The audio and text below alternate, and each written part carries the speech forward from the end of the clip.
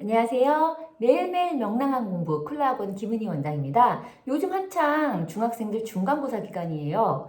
초등학교 때 그렇게 영어 학원을 오래 다녔고 또 현재에도 계속 영어 공부를 하고 학원을 다니는데도 중학교 영어 시험에서 점수가 잘 안 나오는 결과가 있다고 합니다.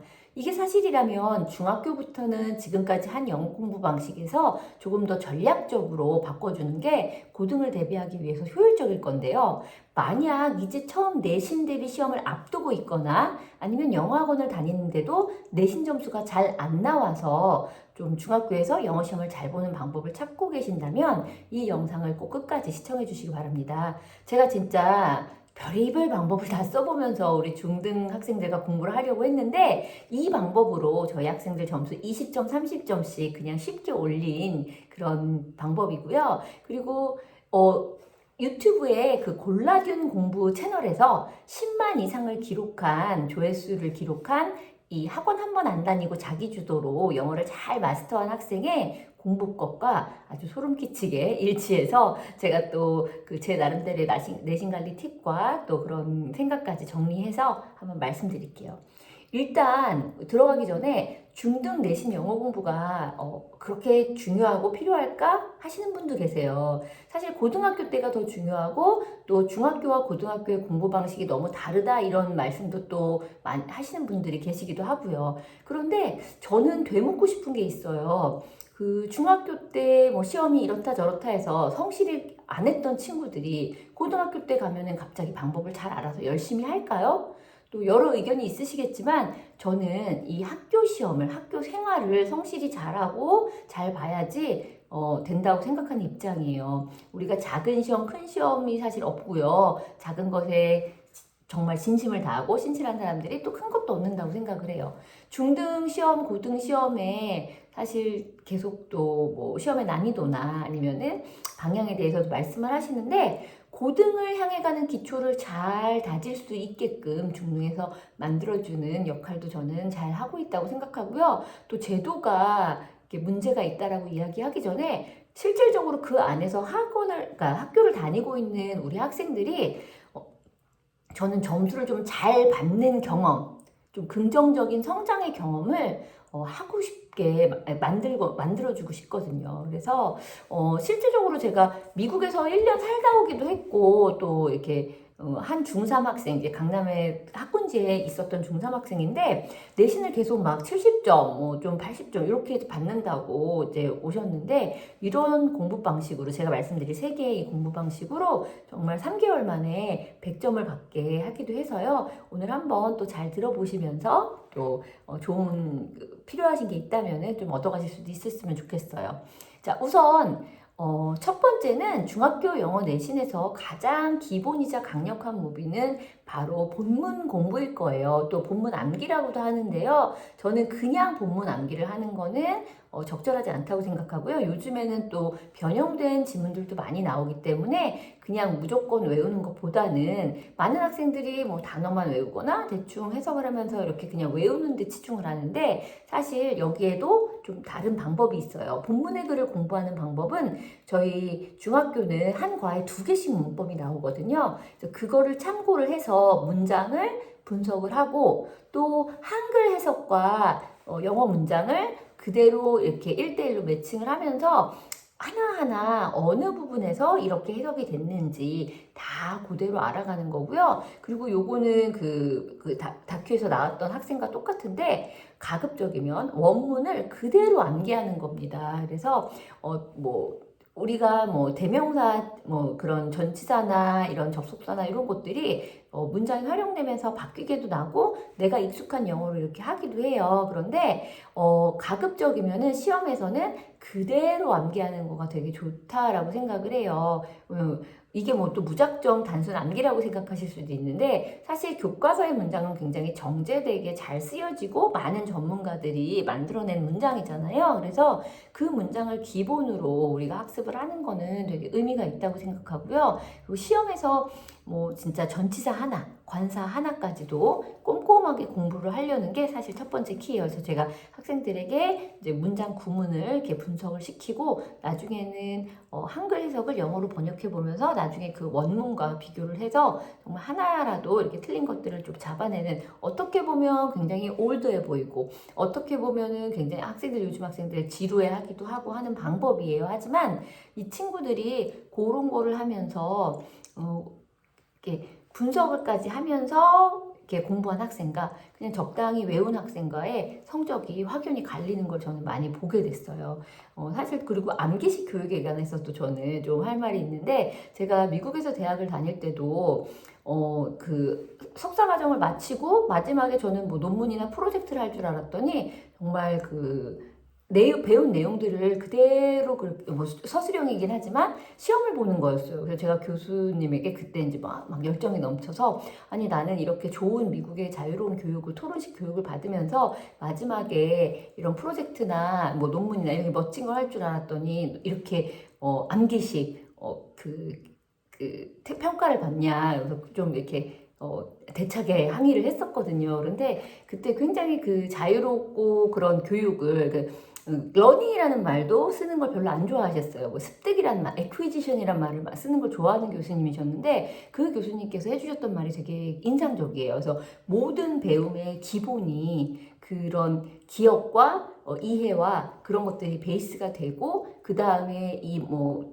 창의적인 것들이 이렇게 올라간다. 뭐 사실 블룸의 그 단계도 있잖아요. 근데 저희가 기본적으로 어떤 공부를 할 때 참 그런 완벽하게 이제 외우고 하는 것들이 좀 필요하다고 생각을 해요. 그리고 이제 첫 번째로는 이렇게 본문을 외우게 되는데, 사실 이 두 번째가 제일 좀 치트키입니다.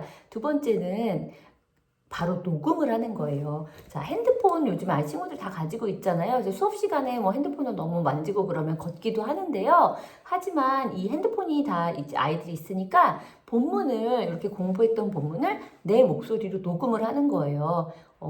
요게 의외로 많은 학생들이 하지 않는 방법이고, 요즘엔 또 워낙에 다양한 기기들이 많이 나와 있기도 하니까 이런 학습 방법을 잘 사용하지 않는데, 내 목소리로 내가 내면서 그렇게 하는 것들이 효과가 정말 확실해요. 일단 소리내 읽으면서 발음과 리듬감이 잘 생겨서 플루언시들을 좀 갖출 수 있고요. 녹음한 문장들을 다시 한번 들어보면서 반복하는 효과가 생겨서 사실은 억지로 외우려는 것보다는 자연스럽게 암기를 하게 돼요. 중학교 영어는 사실 지문이 그렇게 뭐 길고 어렵지는 않거든요. 그래서 짧은 그런 투자만으로도 본문 전체를 체화를 하면서 좋은 문장 구조들을 또 이렇게 익숙하게 배울 수도 있어요. 이거는 좀 또 다른 학생의 예인데요.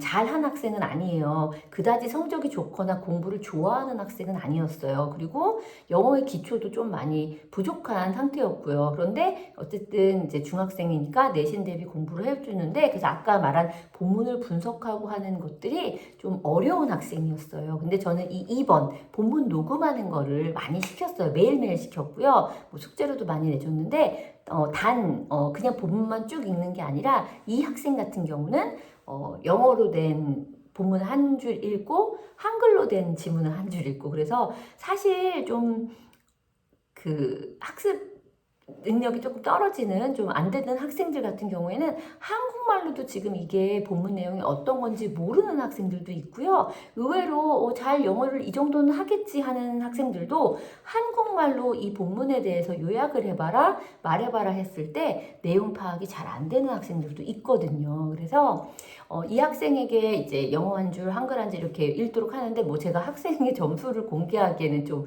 그래서. 근데 이 학생은 이런 방식으로 영어 하나만큼은 좀 성적이 웬만큼 나오고, 심지어 다른 타 과목에 비해서 2배 정도 높은 점수가 나온다고 막 어머니도 이렇게 상당히 만족하셨던 방법이기도 해요. 근데 사실 우리 학생들이 모두 같은 학습력을 가진 것도 아니고, 모든 학생들이 좀 이렇게 공부가 쉽게 척척척 되는 것도 아니잖아요. 하지만 영어 같은 경우는 이런 방법으로 좀 플루언시도 높이면서 좀 의미도 있게 점수도 나오고 하면서 학생이 영어에 대한 흥미를 잃지 않아서 좀 감사했던 것도 있고, 그리고 매일 저도 이렇게 학생이 카톡으로 녹음을 해주는 그것들을 이렇게 들어보면 점점 반복해 가면서 발음이나 끊어읽기들도 상당히 좀 좋아졌던 그런 경우가 있어요. 그래서 영어가 노베이스인 학생들 오히려 상당히 만족하는 그런 학습이었고요. 좀 잘하는 학생들 같은 경우에도 이런 녹음하는 경우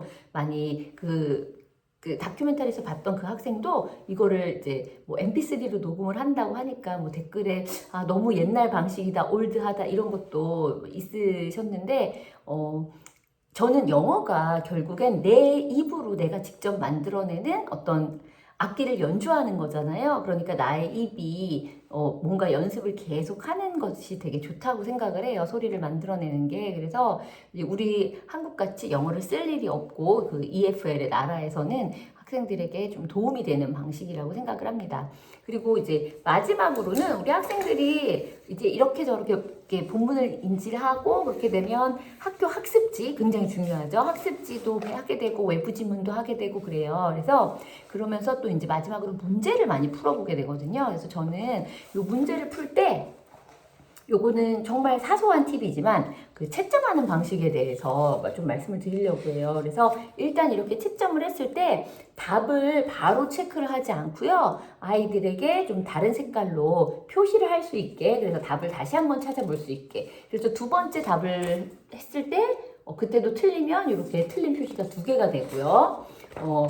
만약에 이제 두 번째에서 답이 맞았다, 그럼 이렇게 세모로 맞았다라는 표시. 아, 이것도 근데 첫 번째 맞은 건 아니고 두 번째 맞은 게 되겠죠. 그래서 이제 학생들이 오답 처리 방법을 많은 학생들이 문제를 맞췄는지 틀렸는지 그리고 답이 뭔지만 체크하고 그냥 넘어가게 되는데 사실 이게 내신 대비해서는 치명적인 실수예요. 우리가 내신 시험에서는 모르는 게 없도록 하는 게 되게 중요하다고 생각하거든요. 그래서 제가 학생들에게 농담으로 오답을 그냥 두고 오는 건 아주 좋은 뷔페 요리에 가서 김밥만 먹고 오는 거랑 똑같다라고 하거든요. 그래서 일단 문제를 풀 때부터도 왜 이렇게 틀린 문제를 고르시오, 이렇게 틀린 것을 고르시오 하는 것 같은 경우에는 옆에 문법에 답을 다 써놓도록 하고 이렇게 채점할 때 이렇게 다양한 방식을 사용하고 본문 속에서 이제 오답을 그 내신은 아까 말씀드렸듯이 한 거에서 두 개 나오는 문법이 제일 어려운데 그 어려운 문법이 반복해서 틀리게 되거든요. 어떤 학생이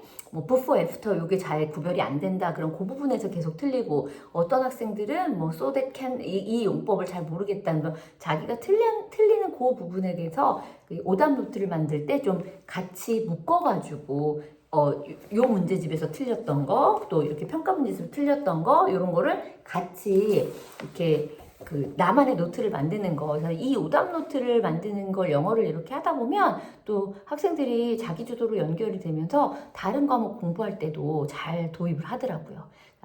정리하자면 오늘 제가 좀 많이 드리고 싶은 말씀들이 많았지만 학교 내신 저는 중요하다고 생각해요. 그리고 우리 학생들이 공부하는 자세, 태도를 갖출 수 있는 아주 절호의 찬스고요. 그리고 성장을 할 수 있는 그런 기회라고 생각을 합니다. 그래서 본문을 정확하게 한글 뜻까지 분석해 보면서 또 소리내서 읽고 녹음하고 또 오답 노트로 내가 틀린 부분을 명확히 알아가는 이 세 가지. 그래서 초등학교 때 했던 원서 위주의 몰입식 교육과는 좀 많이 형태가 달라질 거예요. 중학교 때부터는 시험이라는 기준을 잡고 이 세 가지 공부법으로 성적을 잘 올렸으면 좋겠어요. 제가 학생들을 가르치면서 아이들이 가장 본인들이 행복해하고 또 이렇게 성장하는 모습을 볼 때 질풍노도의 사춘기의 아이들이지만 이런 성장통을 겪으면서 결국에 성적이 올라가면서 아이들이 자존감도 높아지고 또 다른 꿈도 갖게 되고 하는 것들을 많이 봤어요. 그래서